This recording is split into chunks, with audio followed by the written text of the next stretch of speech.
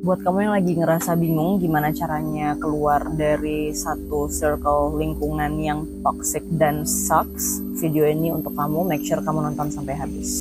Hi, welcome back to this channel. Saya Kintarian Gita, seorang praktisi kesehatan mental dan juga edukator kesehatan mental. Dan hari ini saya ngerasa terinspirasi untuk ngebahas satu tema, yaitu keluar dari jerat lingkungan toxic. Because this has come to my DMs in so many forms, dimana ada banyak banget teman-teman di luar sana yang lagi bingung dan membutuhkan pendapat atau arahan gimana caranya mereka bisa keluar dari lingkungan yang itu-itu aja, yang bikin mereka kesulitan untuk grow dan berkembang. Dan mungkin selama ini mereka ngerasa mereka nggak punya pilihan. Because one of the most ear-catching or eye-catching to me from the message, hal yang paling menarik perhatian saya di pesan itu adalah, Kak, gimana kalau ternyata kita apes, bahwa kita nggak punya pilihan, kita harus stay di lingkungan kerjaan yang beneran toksik dan kita nggak punya pilihan karena kita butuh pekerjaan itu. Atau gimana kalau kita ada di lingkungan keluarga yang sangat-sangat toksik dan nggak ada yang bisa kita lakukan untuk keluar dari situ, because it will create some havoc in the family system, in the family life. What should we do about it? Okay, first thing first, untuk bisa mengambil satu keputusan yang radikal, membuat sebuah perubahan di hidup kita secara nyata, di realita kita secara nyata, memang kita membutuhkan keberanian. Tapi keberanian sendiri jika tidak dibersamai oleh discernment atau kemampuan untuk mengobservasi, membaca momentum, dan juga mengikuti intuisi, mungkin di lain waktu harus berpikir dengan logis untuk mengukur beberapa jarak ke depan, itu akan menjadi sesuatu yang konyol. So before we go to that part, sebelum kita ngomong ke how-nya, kita ngomong dulu ke what-nya. What artinya landasan atau fondasi yang membuat seseorang bisa mengupayakan perubahan yang radikal di hidup dia, terlepas dari situasi yang mungkin kelihatannya sangat menjebak dan kayak nggak punya jalan keluar. Okay, so this first value is what? What is your belief about life? Apa belief yang kamu punya, keyakinan yang kamu punya tentang diri kamu sendiri, tentang kehidupan. Karena semua ini yang sebenarnya pertama kali akan membentuk fondasi dengan bagaimana kamu akan bersikap, bagaimana kamu akan menyelesaikan masalah, bagaimana kamu akan merespon lingkungan yang toksik, dan bagaimana kamu akan membuat keputusan untuk beneran keluar dari realita itu menuju realita optimum kamu atau potensi sejati kamu sebagai manusia. And this is the most important, yet so many people are forgetting this part, karena banyak dari kita yang ngerasa, oh ya, kita nggak bahagia dengan lingkungan kita saat ini, so what's the change we should make? Tapi sebelum kita membahas tentang perubahan apa yang perlu kita buat, pertama kita harus tahu dulu sebenarnya apa sih yang kita mau, apa value kita dalam hidup, apa yang paling penting buat kita. Ada beberapa orang yang misi hidupnya adalah untuk ngurusin anaknya sampai besar. Lalu ketika anaknya sudah besar dan kemudian mereka ngalamin sindrom emptiness, di mana anak-anaknya keluar dari rumah dan mereka mulai mencari penghidupan mereka sendiri. Then what happened to them, right? Atau ada orang lain yang bikin misi hidupnya adalah untuk membahagiakan keluarga atau membanggakan orang tua. What happened if mereka ternyata lahir di keluarga atau atau punya orang tua yang katakanlah bermasalah secara mental dan mereka nggak bisa melihat segala sesuatu yang sudah dia lakukan karena orang tuanya nggak punya kapasitas itu. What are they going to do with their life then?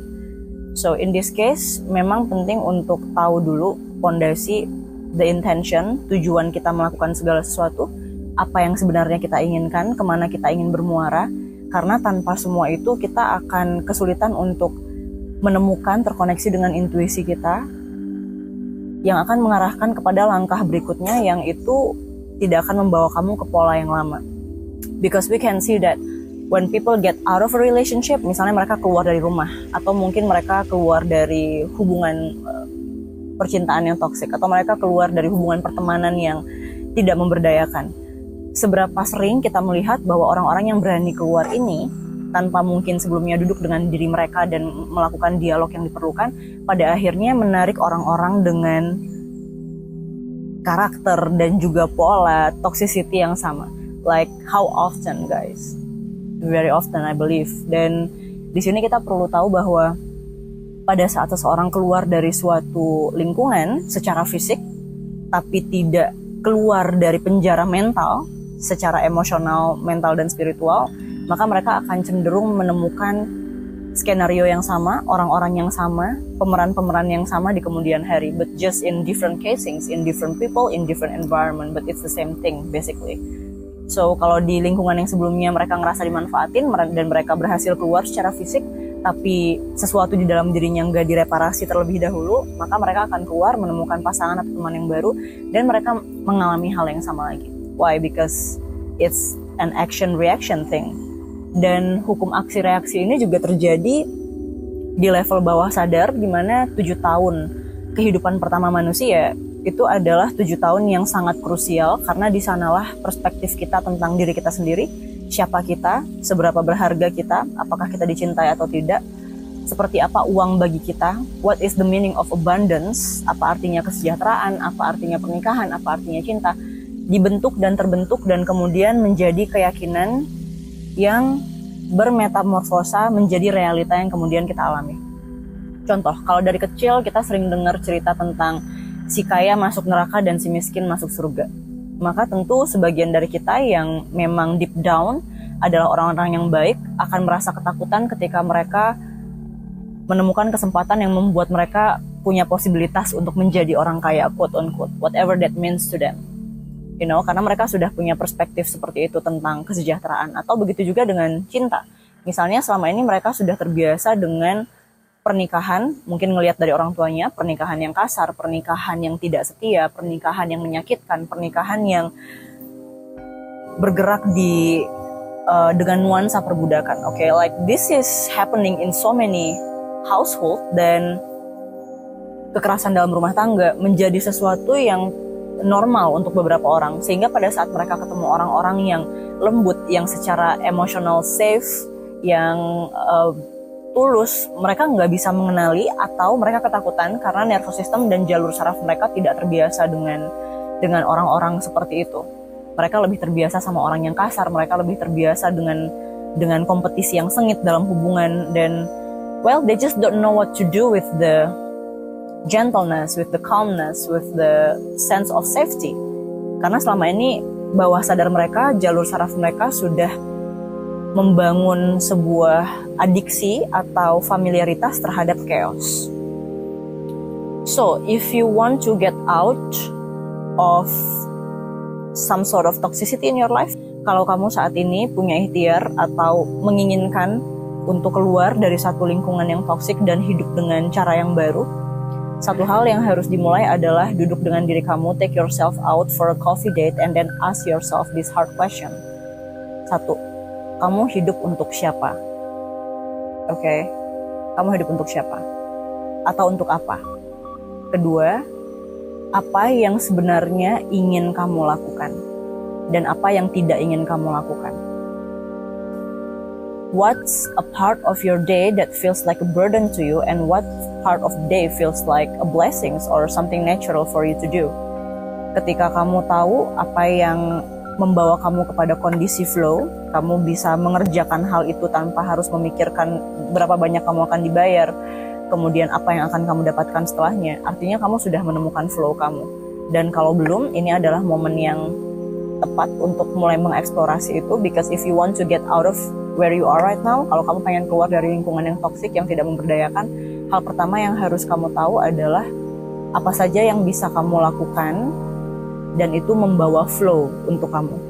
Because so many people are being trapped in toxic relationships because we think or they think they need these people to fill their life.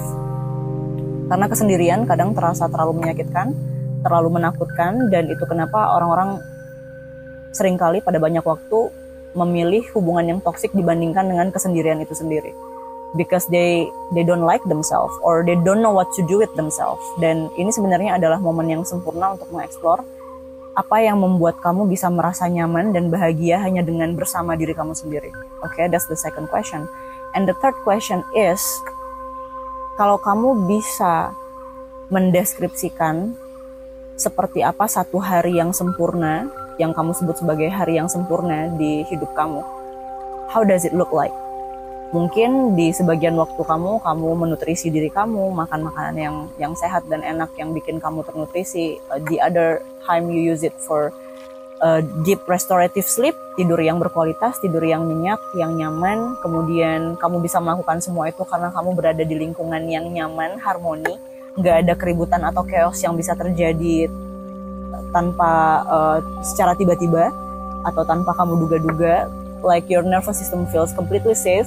And then mungkin kamu punya sebagian waktu bisa diluangkan untuk bekerja dengan effortless, sebagian waktu dipakai untuk bersenang-senang, melakukan hobi kamu, sebagian waktu yang lain dipakai untuk aktivitas kreatif. What is it?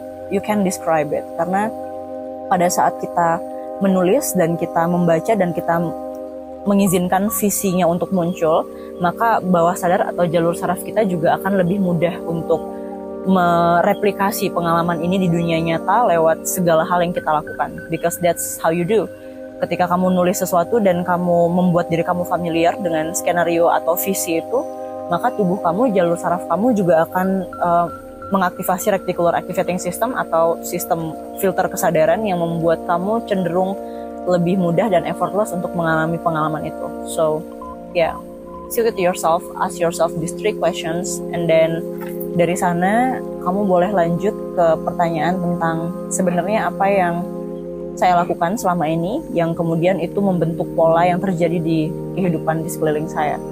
Misalnya kalau kamu sering ngerasa dimanfaatkan, kamu boleh duduk sama diri kamu dan jawab dengan jujur sebenarnya seperti apa selama ini kamu di antara teman-teman kamu. If you look at yourself from third person perspective, kalau kamu ngelihat diri kamu dari perspektif orang ketiga dengan netral, tidak sebagai seseorang yang merasa dimanfaatkan. If you can sit with that, kalau kamu bisa ngelihat diri kamu sebagai mata orang ketiga yang jernih, netral, tanpa rasa, kamu pasti akan bisa menemukan hal-hal yang itu sifatnya micro habits, yang keluar dalam bentuk ekspresi, yang keluar dalam bentuk kata-kata, atau dalam sikap dan perilaku yang kemudian mengundang pengalaman yang selaras dengan itu. So, you have asked yourself a question, you have checked your surroundings and the way you relate to your surroundings, and the last point for me buat teman-teman yang saat ini lagi ngerasa stuck dan sedang mencari momentum untuk keluar. Well, mungkin kalau kita ibaratkan bahwa sadar manusia yang terus terpenjara itu sama kayak anak gajah yang kalau dari kecil sudah dirantai kakinya, pada saat mereka dilepaskan ke hutan dengan radius yang tidak terbatas untuk mencari makan atau mungkin ketemu sama kelompok gajah yang lain, mereka akan tetap stay di radius seperti pada saat mereka masih memakai rantai. Dan ini sudah dibuktikan oleh para peneliti karena sepertinya ada chain atau ada rantai yang tidak terlihat yang masih mengikat mereka, and this is because they're so getting used to it. They so got used to it. Mereka sangat familiar dengan rantai itu, dan ketika rantainya nggak ada, mereka tetap membatasi gerak mereka sendiri. Dan ini terjadi di banyak manusia modern yang sudah bertumbuh dewasa. Kadang kita butuh saling mengingatkan diri kita bahwa kita sudah dewasa, kita bisa membuat keputusan untuk diri kita sendiri, we can make decision for ourselves. Kadang kita cuma perlu mengingatkan diri kita sebagai sesama orang dewasa bahwa kita sudah dewasa dan kita punya pilihan dan kita bisa membuat keputusan untuk diri kita sendiri. We are not kids anymore, dan saat ini kita punya tanggung jawab sebagai kelompok usia produktif untuk mengoptimalkan apa yang kita miliki, belajar, berikhtiar, memberi manfaat untuk satu sama lain. Dan ketika orang-orang di sekeliling kamu, bahkan orang tua sekalipun menghalangi kamu untuk melakukan ini, ingat bahwa kamu lahir ke sini karena kamu punya tujuan dan kontrak jiwa kamu sendiri, sama orang tua kamu juga, teman-teman kamu, pasangan, semua manusia datang ke sini dengan kontrak dan misi jiwa yang sangat spesifik. So, pada saat kita mengizinkan manusia lain untuk mengatur langkah gerak kita menuju panggilan dan misi jiwa itu, maka artinya kita sedang membebankan ketidakmampuan kita untuk mencapainya kepada mereka juga. So, this is not just about you, it's also about how these people around us, around you, will become a part of the whole story.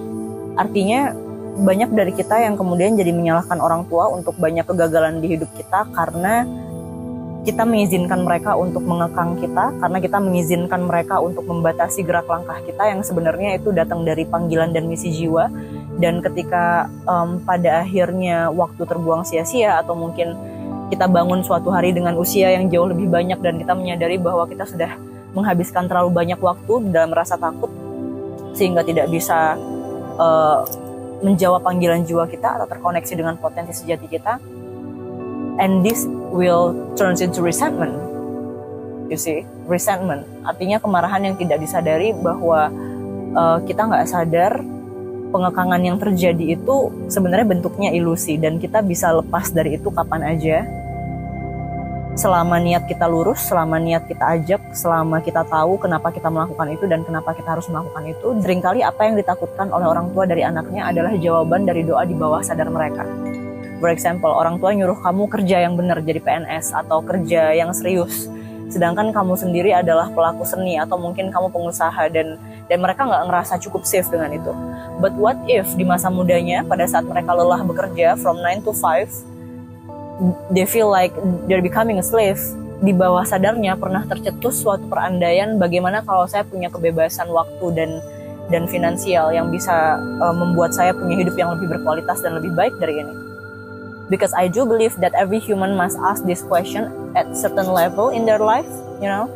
Dan itu terekam di DNA mereka. Kemudian kamu lahir dan kamu adalah salah satu imprint energi dari doa yang pernah mereka cetuskan di bawah sadarnya. Dan ini adalah kasus yang banyak terjadi, bahwa sebenarnya hal-hal yang orang tua takuti dari anaknya adalah jawaban dari doa di bawah sadarnya yang tidak mereka sadari. Okay, because kids are part of their family's liberation. Anak-anak yang terlahir dengan misi jiwa yang mungkin membuat mereka juga lebih mudah untuk mengikuti hal itu, lebih mudah untuk terkoneksi dengan panggilannya, dan kemudian mereka mengembody itu, mengekspresikan itu di setiap detail kehidupannya. Anak-anak seperti ini walaupun sering dimusuhin ya di family system dan dianggap sebagai pemberontak, sebenarnya adalah anak-anak yang membantu orang-orang di sekeliling mereka atau family system mereka juga untuk lebih jujur dengan diri mereka masing-masing. And this is actually a part of the collective liberation. This is actually a part of the community liberation, because everyone is unique. We all need you with your gift. Okay, so pesannya adalah jangan pernah izinkan sesama manusia yang juga semuanya punya kontrak jiwa masing-masing tidak abadi untuk mempengaruhi gerak langkah kamu. Karena kamu hadir di sini karena cinta Tuhan, kamu hadir di sini karena Tuhan meletakkan sebuah anugerah dan berkah di diri kamu yang cuma bisa kamu yang ngedeliver. So, yeah, remember that each time you feel afraid to get out of the stagnancy, kalau kamu lagi ngerasa takut untuk keluar dari penjara yang tidak terlihat, sadari bahwa it's just an illusion and there's always you can do something about it.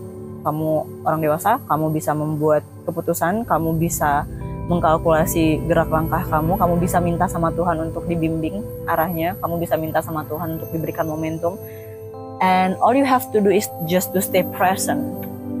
Yang harus kamu lakukan hanya jujur dan hadir untuk diri kamu sendiri, hadir untuk kehidupan, sehingga kamu bisa mendengar pesan Tuhan di segala hal yang kamu temukan dan mengikuti momentum yang sudah Tuhan ciptakan untuk kamu. And yeah, best believe that when you heal, the rest of the world heals with you. Penyembuhan kamu adalah penyembuhan untuk banyak orang, dan berkah yang berani kamu jawab dan kemudian kamu embodikan, kamu ekspresikan di kehidupan kamu juga akan menjadi berkah bagi banyak makhluk, gak cuma untuk diri kamu sendiri. Don't be afraid to shine. I'm rooting for you.